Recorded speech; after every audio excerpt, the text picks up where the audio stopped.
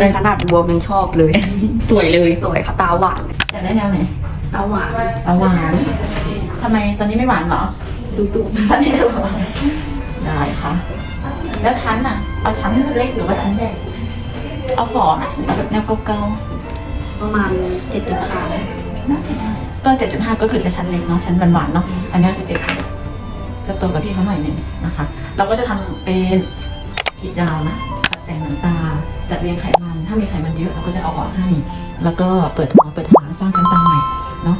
ประมาณนั้นไหม อยากได้ประมาณ 7.5 ตาหวาน ตาหวานไม่เอาชั้นใหญ่เนาะ เอาแบบธรรมชาติ ๆใช่ค่ะ นี่คือหลังทำเสร็จทันทีนะคะ ตาหวานมากๆ มาฟังความรู้สึกลูกค้าค่ะว่ารู้สึกยังไงบ้าง หลังทำชอบมากเลยค่ะในขนาดบวมยังชอบเลย สวยเลย สวยค่ะตาหวานชอบค่ะ ถูกใจที่สุด